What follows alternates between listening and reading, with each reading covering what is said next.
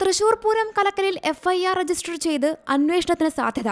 സർക്കാർ അഡ്വക്കേറ്റ് ജനറലിന്റെ നിയമോപദേശം തേടി. റിപ്പോർട്ട് ഹൈക്കോടതിയിൽ സമർപ്പിക്കാനും സർക്കാർ ആലോചിക്കുന്നുണ്ട്. ഹൈക്കോടതി ഡിവിഷണൽ ബെഞ്ചിലാകും പൂരം റിപ്പോർട്ട് സമർപ്പിക്കുക. പൂരം അട്ടിമറിക്കാൻ ഗൂഢാലോചന നടന്നെന്നും അതിൽ തുടരന്വേഷണം വേണമെന്നുമാണ് ADGPയുടെ റിപ്പോർട്ട്. ADGPയുടെ പരിശോധനയ്ക്ക് ശേഷം തീരുമാനം സർക്കാരിനെ അറിയിക്കും. വനംവകുപ്പിനെതിരെയും തിരുവമ്പാടി ദേവസ്വത്തിനെതിരെയും ഗുരുതര പരാമർശമാണ് റിപ്പോർട്ടിലുള്ളത്. പൂരം പൂർത്തീകരിക്കാൻ ജില്ലാ ഭരണകൂടത്തിന്റെയും പാറമേക്കാവ് ദേവസ്വത്തിന്റെയും ശ്രമങ്ങൾ തിരുവമ്പാടിയിലെ ചിലർ അട്ടിമറിച്ചു. പാറമേക്കാവ് ദേവസ്വം പൂരം നടത്തണമെന്ന് നിലപാടെടുത്തു. എന്നാൽ തിരുവമ്പാടി സെക്രട്ടറി ഗിരീഷ് കുമാർ പൂരം നിർത്തിവച്ച് തടസ്സം ഉണ്ടാക്കിയെന്ന് റിപ്പോർട്ടിൽ പറയുന്നു. തിരുവമ്പാടി ദേവസ്വം സെക്രട്ടറി ബോധപൂർവം പ്രശ്നങ്ങൾ ഉണ്ടാക്കിയെന്നാണ് റിപ്പോർട്ടിൽ പറയുന്നത്. ആന വിഷയത്തിൽ പാറമേക്കാവ് ദേവസ്വത്തിന്റെ പരാതികളിൽ കഴമ്പുണ്ടെന്നും ADGPയുടെ റിപ്പോർട്ടിൽ പരാമർശം. 5 മാസങ്ങൾക്ക് ശേഷമാണ് പൂരം അലങ്കോലപ്പെടുത്തിയത് സംബന്ധിച്ച അന്വേഷണ റിപ്പോർട്ട് സർക്കാരിന് സമർപ്പിക്കുന്നത്.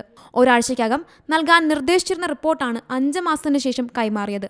600 പേജുള്ള റിപ്പോർട്ട് സീൽഡ് കവറിൽ മെസഞ്ചർ വഴിയാണ് DGPക്ക് കൈമാറിയത്. News desk C Malayalam news.